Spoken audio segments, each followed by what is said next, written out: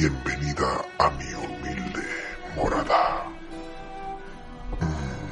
Hará décadas, hacía mucho tiempo que no recibíamos un huésped. Mi nombre es Serpiente. Dime, pequeña huésped número 431, ¿cómo te llamas?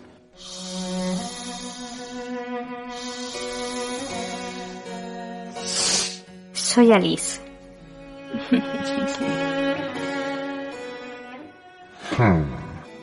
Alice, por favor, ponte cómoda y siéntete como en casa. Hasta que empiece la fiesta. ¿Fiesta? Sí, se trata de un banquete divertidísimo. Aunque los preparativos van a tardar un poco, no te vas a aburrir en absoluto. Verás, en esta habitación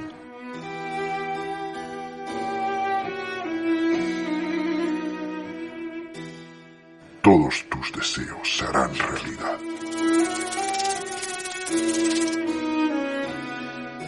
¿Todos?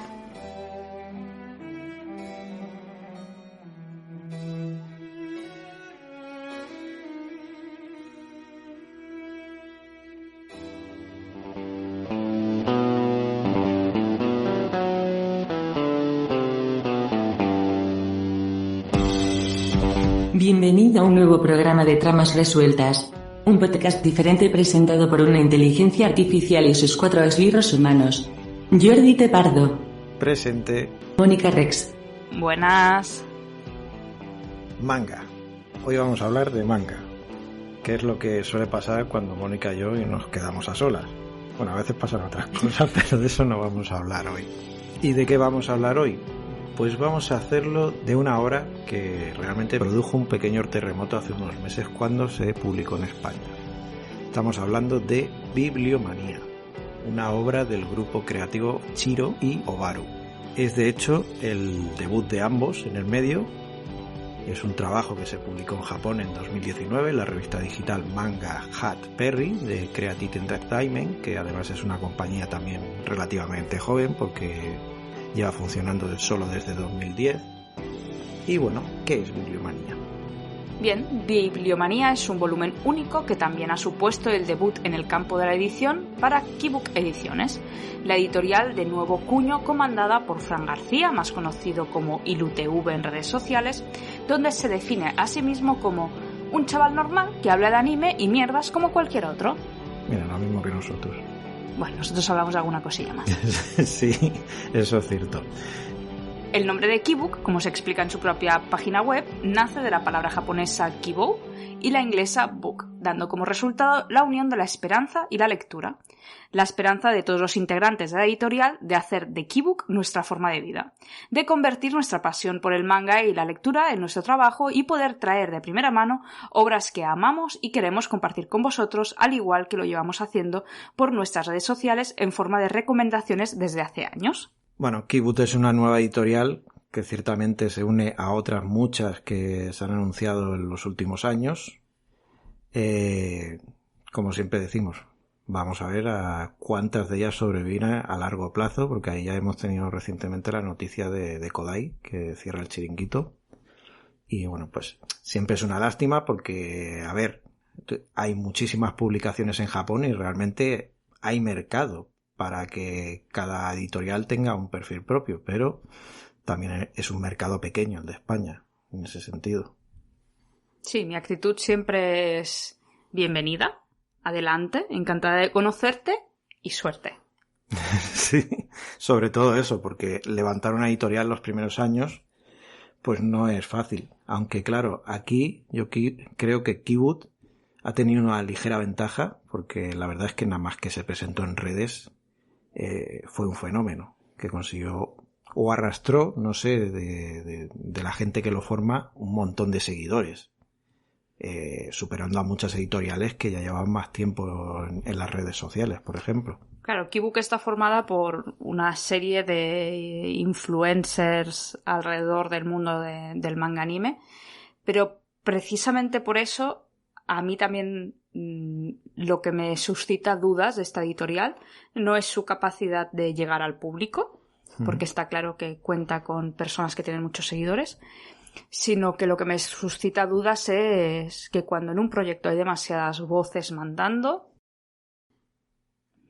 bueno, también puede haber muchos conflictos. Sí, pero entonces, bueno, pues espero que sepan lidiar con eso y que al final el que salga beneficiado sea el lector. Sí, no, y de hecho, pues tenemos aquí lo que es el resultado de su primera edición, que realmente a nivel de edición tenemos que decir que está muy cuidada. También lo estaba la primera de Kodai. Bueno, hay que decir que no tanto, pero sí. Sí, está muy bien. Está muy bien. Y bueno, la verdad es que fue todo un éxito, porque en prácticamente un día, si no recuerdo mal, Bibliomanía se puso a la venta en octubre del 2022. Se agotó la tirada. Ahora, ¿cuántos ejemplares tenía la tirada? Claro, lo que no sabemos cuántos ejemplares tenía la tirada, y lo que no sabemos es, yo personalmente lo que no sé es si la gente ya conocía previamente esta obra o es el resultado de el propio éxito de los fundadores de esta editorial y de haber hecho eco sobre esta obra, que realmente también es bastante actual, como decimos. Yo creo que es un poco una mezcla, que hay un fenómeno llamada por parte de sus editores y por otra parte que era una obra que, habiéndose publicado directamente en digital, pues era muy accesible a nuestro mercado, y por lo que he podido bichear por páginas de origen poco lícito, está bastante disponible y con buenas valoraciones, con lo cual es posible que mucha gente la conociera eso, de forma un poquito previamente. Vamos a dejarlo ahí. Bueno, que al final es una realidad de cómo funciona el mercado del manga. Mucha gente conoce las cosas porque primero las han leído piratillas. Sí. Que no es el caso de Tramas Resueltas. No. Donde tenemos especial animadversión a leer cosas mal traducidas. Sí, porque realmente hemos de decir que ese mercado, el de las traducciones fan, era mucho mejor, de hecho, antaño. Actualmente ha perdido calidad. Ha perdido calidad. ¿Cómo lo sabes? Bueno, porque a veces pues toca lidiar con ciertas cosas. Pero el Google Translator ha hecho mucho daño. No solo aquí, también en los prospectos médicos. Los prospectos médicos en general están bien traducidos. Pero las instrucciones de cosas de AliExpress dan bastante risa. También. Eso sí queda para un programa aparte. Sí. Oye, Jordi, ¿y qué nos propone Bibliomanía? Bueno, esa es la pregunta y eso es de lo que hemos venido a hablar, fuera cotilleos a un lado. ¿Qué nos propone Bibliomanía? Bueno, Bibliomanía, para empezar, para mí es una historia muy simbólica y además entremezcla casi cualquier género conocido, porque tenemos elementos de fantasía, tenemos aventuras, tenemos terror, ciencia ficción, hay un componente de drama, que tiene un poco de todo. La historia, en realidad, su estructura no es especialmente original, porque tenemos a una protagonista que se llama Alice, y eso ya es una pista de por dónde van los tiros, que de pronto despierta en una habitación, la número 431, para ser más exactos, de un misterioso hotel, residencia, no acaba de quedar claro. De hecho, esa primera escena es una única puerta, una puerta con grabados. Muy barroca, ¿no? Muy barroca, y en un fondo totalmente blanco, que nos puede remitir, pues, por ejemplo, a Matrix, la escena aquella mítica de Neo y Morfeo hablando sobre la realidad. Pues aquí tenemos algo parecido, porque además tenemos a un personaje que es el de la serpiente, se hace llamar simplemente así, que le explica que en este lugar todos sus deseos se verán cumplidos. El único requisito es que no abandone la habitación. Después sabemos que hay otros muchos inquilinos de este hotel, residencia, que cada habitación obviamente está numerada, y hay en total 666. ¿Qué pasa? Que Alice, en este caso, no está dispuesta a vivir en esta falsa realidad. Ella quiere volver a su casa y entonces hace todo lo posible por escapar de la influencia de esta serpiente y de este hotel misterioso. Y esta básicamente es la sinopsis. Como veis, es una especie de reinvención de Alicia en el País de las Maravillas, entre otras muchas cosas, porque aquí también podríamos mencionar pues la Divina Comedia de Dante, porque después tenemos una sucesión de habitaciones por las que va pasando la protagonista. Aparte el hecho de que ella, a medida que se aleja de su habitación, se va como pudriendo, transformando, muriendo. No acaba de quedar claro, pero sí, adopta otra forma que, claro, tenemos una protagonista que realmente tiene como una apariencia muy cándida, muy infantil. Físicamente nos recuerda a Nikki, la aprendiz de bruja. La aprendiz de bruja. Porque tiene el lazo este que llevaba Nikki, ¿no? Y parece como una referencia muy directa a ese personaje. Pero tiene ese lado oscuro que cuando se va transformando, pues parece como dibujada por los cracks, por decir algo. Sí, a mí, a nivel estético del personaje y sobre todo esta parte Lovecraftiana que va apareciendo, en realidad a lo que me ha recordado mucho es Angel Sanctuary.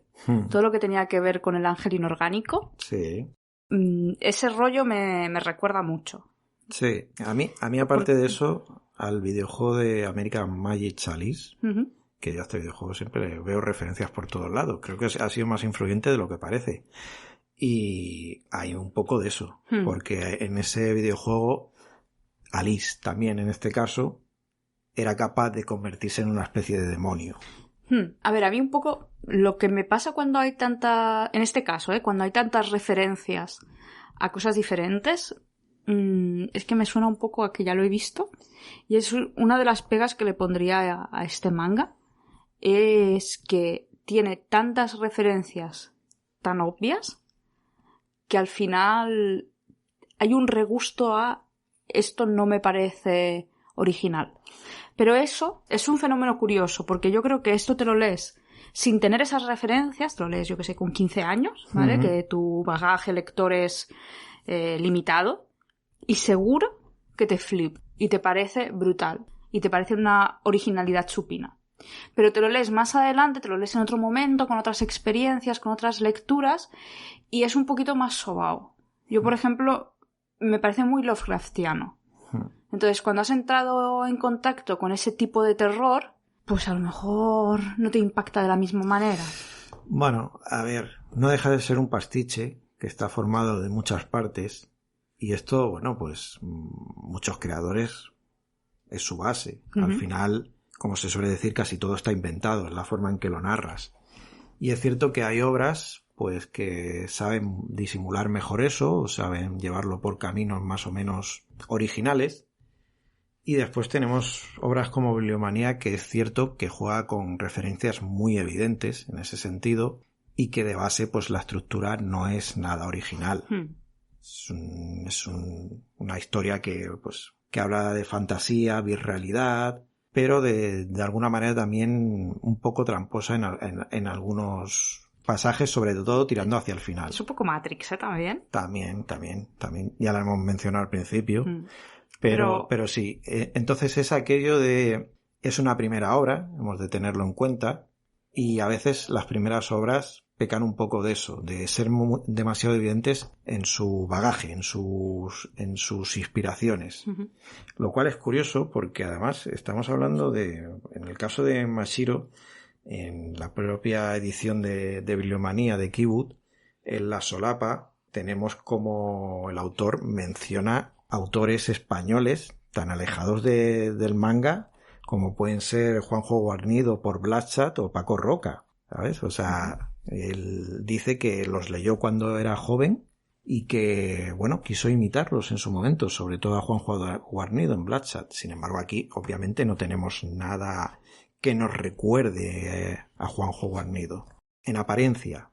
Sin embargo, igual que decimos eso, yo creo que a nivel gráfico sí que las inspiraciones son más difíciles de ver y que desde luego es uno de los puntos fuertes de la obra. Bueno, a nivel gráfico está claro, que el mayor fuerte de este cómic es el apartado estético. De hecho, yo diría que hay un momento que es sobrecargante. Es decir, es tanta información visual que requiere el doble de tiempo mirar la imagen que leer el texto de lejos. Y aparte, introduce información muy sutil a nivel gráfico que, si te das cuenta, pues bueno, pues es un plus, ¿no? Por ejemplo, hay una habitación de las que entra. Vamos a intentar no hacer spoilers. Bueno, mejor dicho, no vamos a hacer spoilers. Vamos a intentar hablar bastante veladamente de lo que es el argumento. Pero, por poner un pequeño ejemplo que no tiene repercusión en la historia general. Hay este pequeño relato no, cuando entra en la habitación 285 hay una familia comiendo y están comiendo en una mesa. Y a ti desde el principio te enseñan que lo que están comiendo no es comida, ¿vale? Son como mecanismos. Lo que pasa que no es hasta el final es que es como si fuesen pequeños relatos cada vez que entra en una habitación. Hasta que no llegas al final no ves que son mecanismos de relojes. Y entonces todo tiene coherencia. Pero está bien hecho desde el principio. Y esos pequeños detalles, hombre, a mí me hablan de un trabajo por detrás. Sí, ¿no? Y de una voluntad artística importante. Hay un detallismo muy evidente en el dibujo, en el apartado gráfico, que yo creo que se acaba imponiendo, como dices, al guión. De hecho, en este pasaje, además, sí que noto cierta influencia de Junji Ito. Sí. Sobre todo las expresiones de los personajes, en cómo tiene ese tono también como de terror absurdo. Está muy bien planteado. Sin embargo, hay otros pasajes que tienen otros matices diferentes, porque podríamos decir que hay relatos de superhéroes con personajes que nos pueden recordar pues a otros antes vistos. Hay otros más oscuros, más steampunk.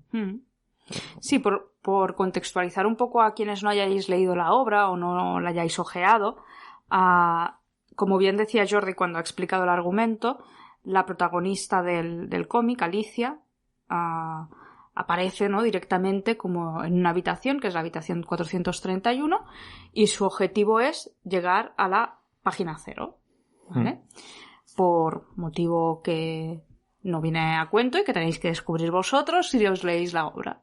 Y entonces, a medida que va pasando por capítulos, por libros, por puertas al final, que esas puertas tienen forma de libro, pues ella va degradándose físicamente. ¿Vale? Esto, las 20 primeras páginas os lo explica. Sí. ¿Vale? Entonces, cada vez que cruza una puerta, se encuentra con un mundo diferente. Y pues esto, hay uno que es el mundo de la familia, hay un mundo que es como de superhéroes, hay un mundo... Sí, juega con los típicos tópicos en ese sentido, porque pues el primer universo donde acaba llegando, la primera habitación, nos está hablando en realidad de acoso escolar, que es, bueno, pues ya sabéis, una problemática bastante evidente en Japón. Aunque y aquí, que siempre lo remarcamos porque realmente ellos tienen más producción sobre este tipo de historias. Sí. Nosotros realmente, si tuviéramos que hacer conciencia a través del cómic, no tenemos tantos ejemplos. Bueno, pero porque el manga, ¿no?, es muy importante el retrato de la adolescencia. En cambio, a lo mejor pues en el cómic europeo eso es más particular de algún tipo de obras que quieren hablar de eso, pero la producción alrededor de esa etapa vital en Japón es que es arrolladora. Sí, entonces es eso. Estas distintas habitaciones tiran en ese sentido de tópicos, de realidades, la de la familia que tú comentabas, la del acoso escolar, pero son todo personajes que intentan escaparse de la realidad, de alguna manera. Es cumplir su deseo, ¿no? Sí. De alguna manera es como se quedan ahí, no quieren volver a la realidad, por distintos motivos. Hay, por ejemplo, el personaje del superhéroe que no quiere ir a una realidad donde lo obligan a tener un trabajo o casarse. Sí, ese es muy interesante, ese capítulo. Sí, entonces pues también hay otros, algunos llevan más espacio, otros menos en la historia, pero te acaba hablando de sexo, te acaba hablando de fama, de poder, el paso del tiempo, la enfermedad. Todo eso tiene un peso bastante evidente en toda la historia. Entonces, yo creo que el problema es que aborda tanto y, por otro lado, las referencias con las que juegas y la estructura no es tan interesante porque ya la hemos visto en muchas otro tipo de historias. Estamos citando como una referencia la Divina Comedia de Dante, o sea que... Está todo dicho. Sí. Y... bueno, eso nos lleva a lo que decimos, es el apartado gráfico el que realmente te entra por los ojos y te mantiene en la historia. Pero, por ejemplo, una cosa que yo considero que no hace bien, ¿vale? Por no decir solo las cosas positivas, es que cuando hablamos de la realidad mantiene algunos elementos gráficos de cuando hablamos dentro de el mundo de los libros. ¿Vale? Por ejemplo, hay un momento en que se ven como si fuesen aviones y esos aviones tienen esta estética orgánica. Y ahí, por ejemplo, eso me confundía al principio de leer el relato, porque te está intentando explicar como que no es nuestra realidad, sino que es como si fuese una realidad cercana, pero con diferencias tecnológicas. Entonces, yo personalmente creo que debería estar más marcado o una realidad más tecnológica para que el espacio que tú le das a las cosas orgánicas quede marcado dentro del libro, ¿no? Y se marque bien la diferencia entre los dos espacios. Sí. Pero bueno, que esto es una crítica un poco, bueno, pues personal, ¿no? Simplemente a mí eso me ha confundido. No sé si a ti te ha pasado. Bueno, digamos que lo he pensado. Lo que pasa es que al final los autores crean su propio mundo, tanto el real como el ficticio. Entonces, en ese caso, es lo típico que nos está retrotrayendo por las historias que cuenta al nuestro. Pero realmente el mundo real al que aspira Alice no tiene nada que ver con el nuestro. Porque sigue siendo un mundo donde hay fantasía, donde hay elementos que no encontraríamos en el nuestro. Y claro, todo esto va ligado a el título de la obra, Bibliomanía. A ver, un poco hemos dando pistas, hemos soltado algún pequeño spoiler, pero sigue siendo un título que, entre comillas, es interpretable. El título tiene su coña, porque realmente la bibliomanía no era un concepto que entendía como después al leer la obra y informarme sobre el concepto, yo tenía entendido. ¿Qué pensabas en origen? Bueno, simplemente que era como una pasión por los libros, ¿vale? Simplemente. Y parte de eso hay. De hecho, si te vas a la RAE, te define bibliomanía como pasión de tener muchos libros raros o los pertenecientes a tal o cual ramo, más por manía que para instruirse, que creo que esa es la parte importante, la última, la de por manía más que por instruirse, o sea, por acumular, que en realidad tú y yo también sabemos de esto y creo que cualquier aficionado al cómic o a la lectura en general también, porque yo no quiero contar la de libros que tengo pendientes de lectura, pero también muchos cómics que en algún momento me he comprado simplemente por el dibujo, sabiendo que a lo mejor la historia no era gran cosa, pero es que todavía hay una acepción como más oscura que a lo mejor encaja mejor con este manga respecto a Bibliomanía,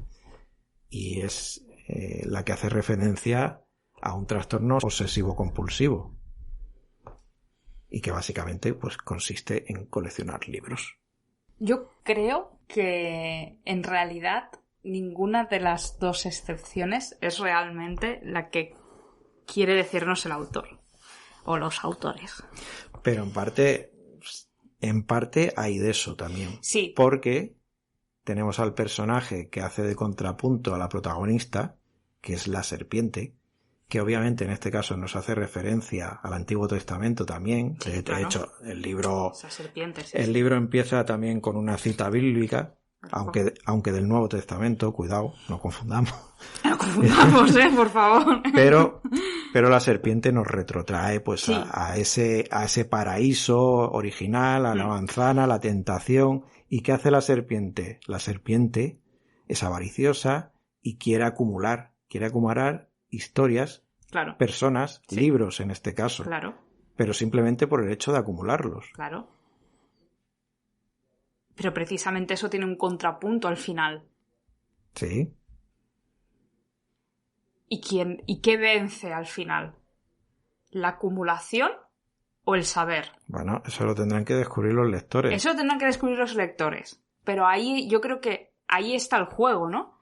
¿Es bibliomanía porque acumula simplemente sin instruirse?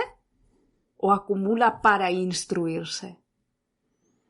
Bueno, ¿Qué historia te está contando? sobre eso también se habla Claro. a lo largo del libro. Es que eso es muy interesante. Pero el significado de la palabra lo tenemos claro en cualquier caso. Ujú.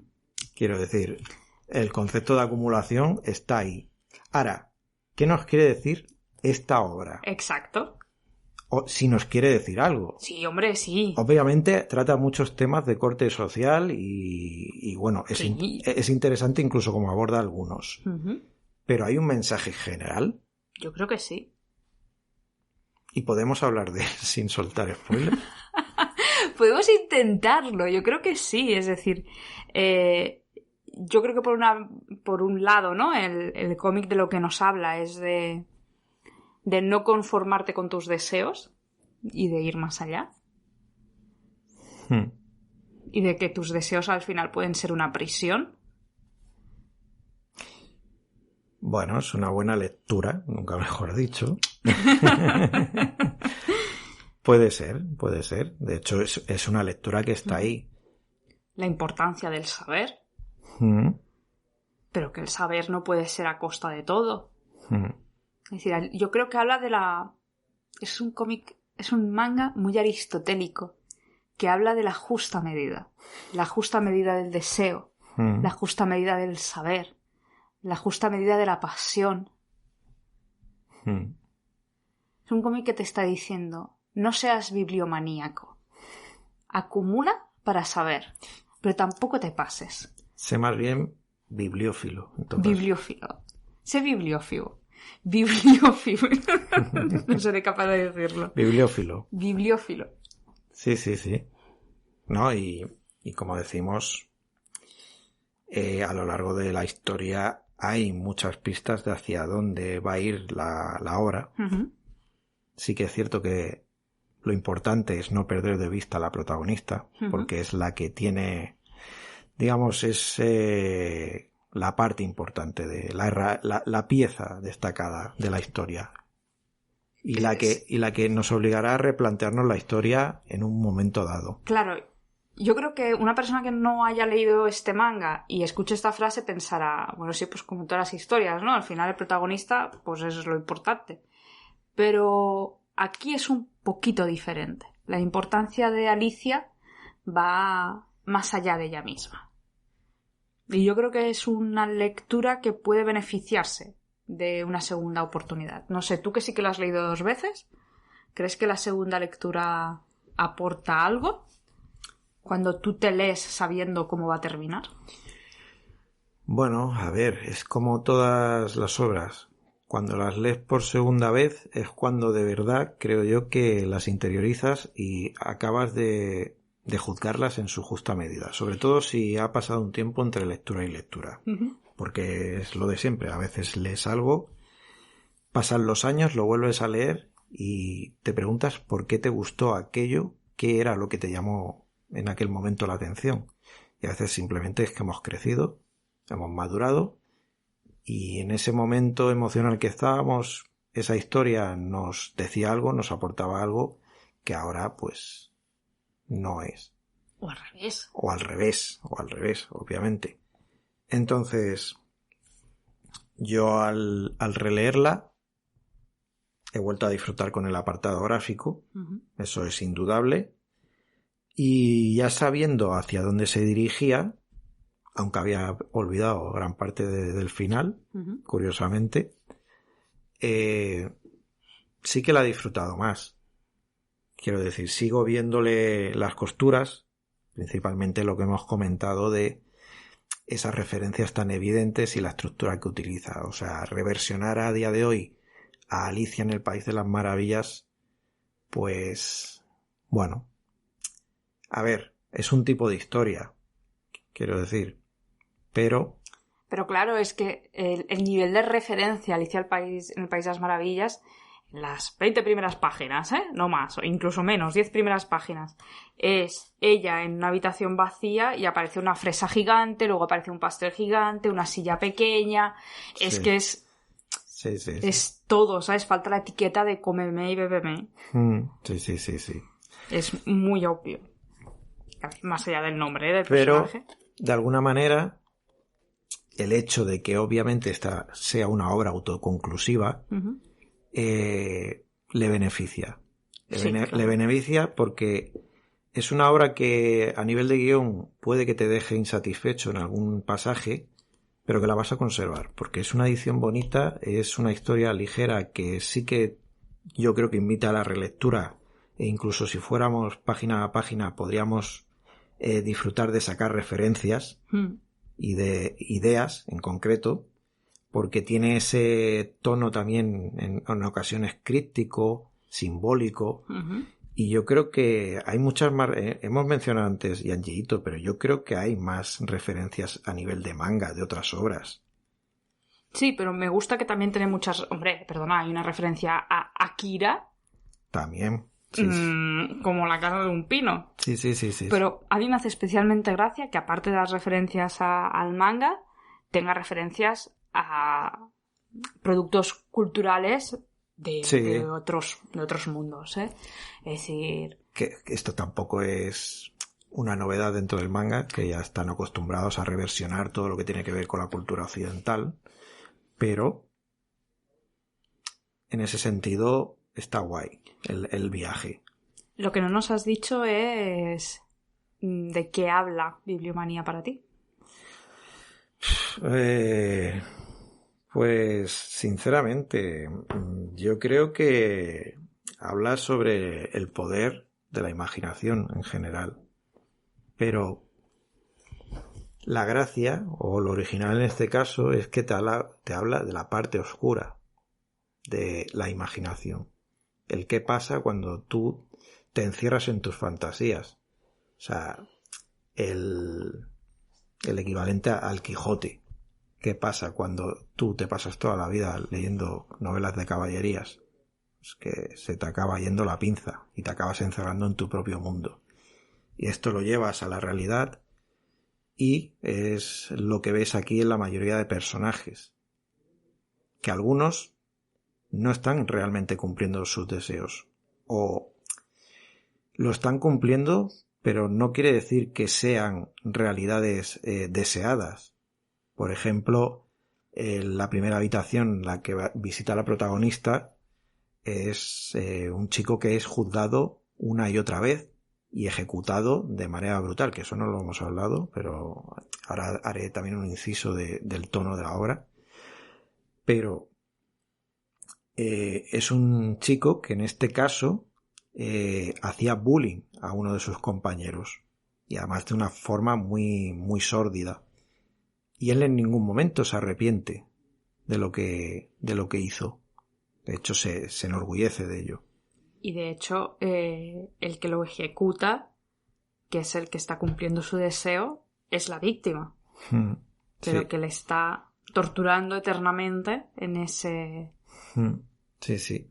Pero eso no lo hemos comentado, el tono sórdido, más allá de las transformaciones de la protagonista, no es una historia de fantasía a lo Alicia en el País de las Maravillas, colorida, divertida, Ni Sí. es Ghibli, que también hemos hablado de Nikki, ¿no? Pero no es Ghibli. No es el viaje de Chihiro tampoco. Tiene muchos elementos realmente sórdidos en ese sentido, muy del género de terror. Y mucha sangre también. Y transformaciones, como ya hemos dicho, guerra, bueno, tiene un poquillo de todo. Claro. Hay sangre, hay muerte, hay violencia, hay todo lo que puedas imaginar en ese contexto sórdido, oscuro, terrorífico. Sí. Sí, y todo tiene un contrapunto. Quiero decir que también se basa mucho en las apariencias. El relato que mencionabas de la familia parece que al principio es una cosa, pero después es otra. Hay otro donde hay un personaje como muy bello que después descubre que no lo es tanto.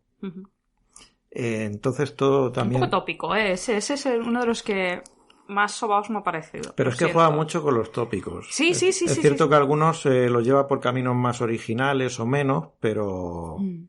Bueno, porque al final habla de algunos deseos en concreto, ¿no? Por ejemplo, el que también hemos comentado de superhéroes. Sí. Que es un chico, un señor. Que es un adulto, realmente. Es un adulto que realmente su deseo es un poco Peter Pan, ¿no? Sí. Su deseo es, pues, jugar a videojuegos toda su vida y divertirse y pasárselo bien y punto, y ya está. Y no quiere casarse, no quiere tener una vida adulta, no quiere trabajar, no quiere... Y por eso el villano de su página, pues es su padre, en definitiva. Sí. Y ostras... Pues en parte es una cosa que todos deseamos en cierto grado, ¿no? Trabajar menos y divertirnos más. Y por eso hacemos podcast. Sí. Bueno, en todo caso la dualidad de la obra ya lo ves desde la portada. Que la portada realmente es muy llamativa. Sí. Te entra por los ojos. Es uno de esos cómics que Jordi podría comprar simplemente porque le parece bonita la portada, más allá de lo que luego se encontrase dentro. Sí. No, de hecho, a mí, cuando la gente empezó a hablar de la obra, a mí no necesariamente que se hable mucho de una obra en redes me incita a comprarla. Pero en este caso, cuando vi de lo que hablaba la gente y vi la portada, me llamó la atención, sobre todo porque además se relacionaba con el género de terror. Después a lo mejor no es tanto eso, porque, bueno, es otro tipo de producto, en el que, bueno, pues es un pastiche que hay un poco de todo, como hemos dicho. Pero me llamó la atención. Es que es un manga que llama la atención desde su portada, lees la sinopsis y te sigue llamando la atención, pero joder, con sus defectos, ¿eh? Pero es una buena lectura. Sí. A ver, si tenéis ganas de un tomo autoconclusivo para pasar el rato, una historia amena que la lees en una tarde. En menos de en media tarde. Sí. Y que bueno, pues que no está enclavada en ningún género en concreto. Más allá del terror, ¿no? Yo sí que diría que es un cómic de terror. Pero a ratos. Tiene elementos de terror, pero no... Sí que es cierto que a lo mejor es lo que más predomina. Pero después tienes ese viaje iniciático, aventuras, tienes componente de drama, tienes un poquillo, como hemos dicho, de todo. Pero sí, a lo mejor lo que más predomina es ese tono. Lo que pasa es que, pues bueno, es una obra donde prima principalmente lo simbólico, con cierto punto surrealista, por lo tanto... No hay una trama aquello de casa encantada, de... No. Pero bueno, no sé. A mí sí que yo sí que lo pondría dentro de misterio, terror.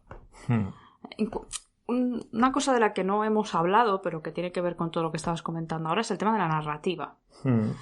A nivel narrativo, a mí lo que me parece es demasiado rápido. Sobre todo para ser un manga.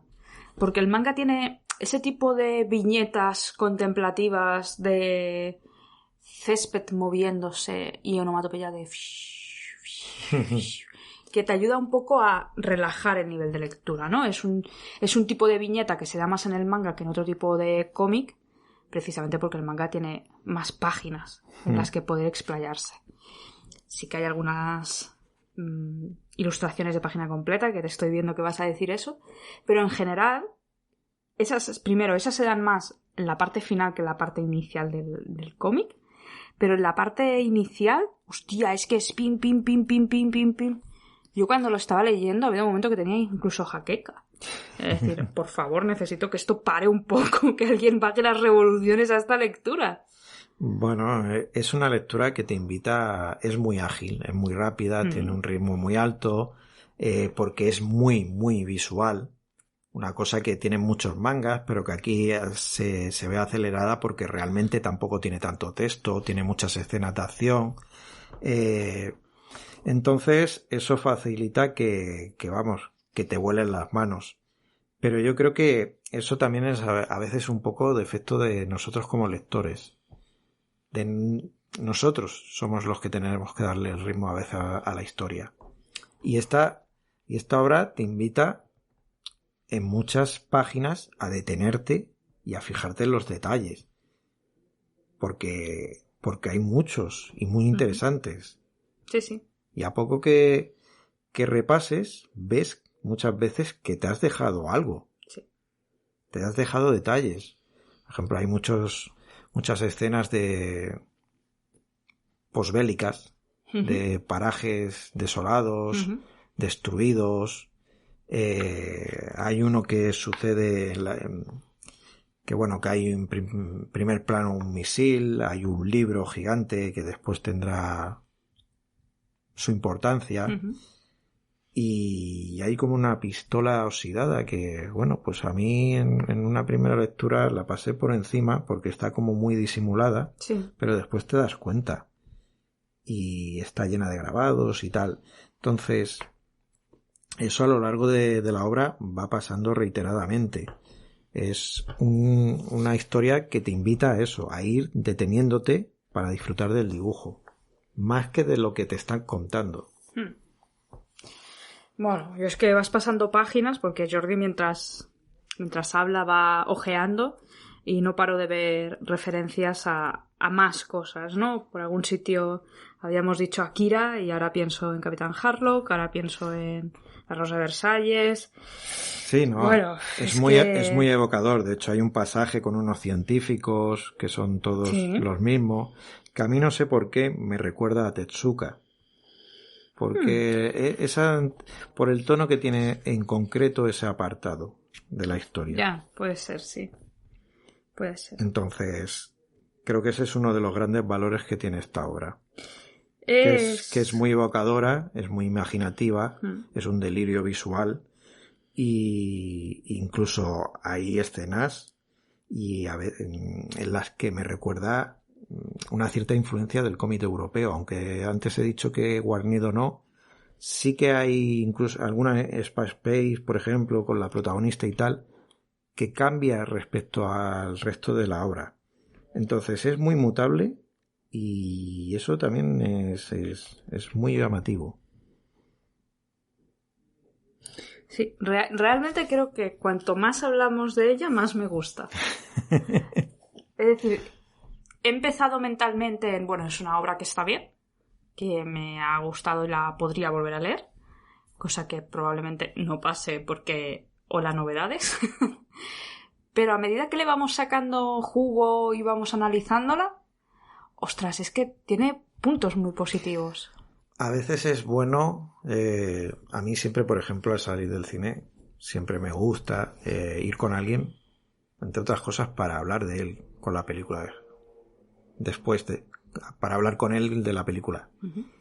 ¿Y por qué? Porque siempre surgen ideas, siempre hay formas diferentes de entender la historia, por sencilla que te pueda parecer, que te llevan a replantearte de tus propias ideas. Y, por ejemplo, de este manga, realmente nosotros no lo hemos comentado hasta empezar a grabar este programa. Que es una cosa que intentamos hacer siempre que vamos a grabar sobre algo, pero no siempre podemos hacerlo. Sí, pero no siempre es posible porque además a veces pues no leemos las cosas en su momento y cuando vamos a grabar ya han pasado meses, por lo tanto en algún momento hemos hablado de ello. Pero en este caso, pues mira, ha sido así. Yo ya me lo había leído hace unos meses, me lo he vuelto a releer. Tú te lo has leído hoy mismo. Técnicamente hace menos de 4 horas.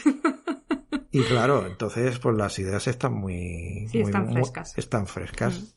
Y eso puede favorecer que, bueno, que le acabas sacando más partido a una historia que a lo mejor en un principio pues te había parecido otra cosa. ¿A quién le regalarías Bibliomanía? Hostia, esa es una buena pregunta. Claro, por eso lo hago yo. Porque es un libro que tiene un importante delirio. Creo que hay mucha gente que lo mismo es un tipo de historia que llegado al final se sentiría traicionado. No. Sí. No. Sí, porque quieras que no... El final es maravilloso. Pero el final tiene un giro que tú puedes aceptar o no. Pero tiene... Primero, es un manga y tiene un final. Sí, no, es decir, claro. ya primera en la frente. Pero... no sé, ¿tú crees que hay gente a la que no le gustaría el final? Hombre, a ver, siempre hay gente a la que no le gusta el final de algo, ¿no? Pero está bien atado. Está bien atado. ¿Que pueda generar frustración? Bueno, puede generar frustración. Bueno, tanto como frustración. A ver, hay gente que por norma no le gustan nunca los finales. Bueno, ya, pero claro. Crear un buen final es muy difícil. Que te deje satisfecho... A mí el final, de hecho, tiene una parte que me resulta un poco abrupta. Bueno, eso lo hablaremos después con el micro apagado. Sí, no voy a entrar en detalles. Por lo tanto, yo, desde luego, es una obra que no recomendaría a un lector nuevo. Alguien que fuera su primer manga. Porque, bueno, aunque es una historia sencillita, creo que tienes que tener un bagaje para que acabes de entender lo que te propone la historia. Se la recomendaría a alguien que sobre todo le guste la narrativa, que le gusten las historias ligeras, pero que esté ya acostumbrado a leer pues manga. Y digo esto teniendo en cuenta que en el caso de Bibliomanía está publicada en el sentido de lectura occidental. Uh-huh. Que es una de sus peculiaridades, pero no porque la gente de Kibuk lo haya decidido ¿cómo se llama? De forma unilateral, de forma... No, lo que se hacía, ¿cómo se llama? Espejando. Eso. No porque la gente de Kibuk haya decidido espejarlo, sino porque la edición original es así. Bueno, claro, como la edición original es digital, de hecho esta edición en físico es la primera que se hace de Bibliomanía. Posteriormente vino la edición francesa, pero una de las medallas que Kibuk se ponía y se podía poner era que era la primera edición en físico. Sí, pero el hecho de que sea digital no tiene nada que ver con el sentido de lectura en este caso, porque en digital se está publicando un montón de manga actualmente y se sigue... Y se lee de... Bueno, claro. Sí, tienes razón, sí. Sí, podría ser digital y el sentido de lectura el hecho oriental, sí. De por qué sus autores lo han hecho así, pues es un poco misterio porque no tenemos las declaraciones, pero lo mismo es por su pasión por el cómic en general, también de origen occidental. Ya sabemos. Una voluntad de expansión, quizás. Sí, o una voluntad de llegar al lector no manga. Sí, puede ser. Y yo creo que sí que haya lectores que no lean habitualmente manga, pero que sean lectores de cómic, que les puede gustar. Sí, hombre, claro. Aquí nunca podemos hablar de absolutos. A mí me gusta mucho recomendar, sobre todo cómics, pero intento siempre acertar. Y hay productos que, como este, me costaría saber a qué lector orientarlo. Yo, por ejemplo, una persona que haya leído Junji Ito, creo que le puede gustar. Sí. Una persona que sea lector de cómic y le guste Lovecraft, creo que le puede gustar. También. Incluso a alguien que le guste la literatura universal y que por lo tanto pues tendrá las referencias de la Divina Comedia, de Alicia, de la Biblia, obviamente. Pues esa persona, si tiene un poquito de bagaje de cómic y está muy habituado a la narrativa de las viñetas, depende del resto de sus intereses vitales, yo creo que también le podría gustar. Sí, Pero le puede pasar como también lo que a nosotros, que pues las referencias le pueden parecer demasiado obvias, la estructura tal. Entonces ahí es que sepa disfrutar del viaje. Es que sobre todo conozcáis a vuestros amigos antes de regalarles cómics, Sí, en definitiva. Básicamente. Yo creo que ya nos hemos enrollado mucho con esta obra, que la verdad invitaría a hacer un seguimiento casi página a página para ir comentando detalles, pero claro, como estamos en un podcast tampoco tiene mucho sentido. Claro, eso es una cosa que nos hemos planteado, ¿no? Antes cuando empezábamos a hablar de cómo hacemos el programa. Ostras, es que si no fuese un podcast y fuese otro tipo de formato, es para ir leyéndolo con los lectores y ir sacando las cosillas que se nos ocurran. Pero bueno, en conclusión, valoración final. 8 de 10. Bueno, no me refería a un número, pero vale. Bueno, pero conclusión. Es un manga que esconde más de lo que muestra, pese a que lo que muestra es muy obvio. Bueno, frase para la faja de la segunda edición. Bueno, que ya sería la tercera o la cuarta.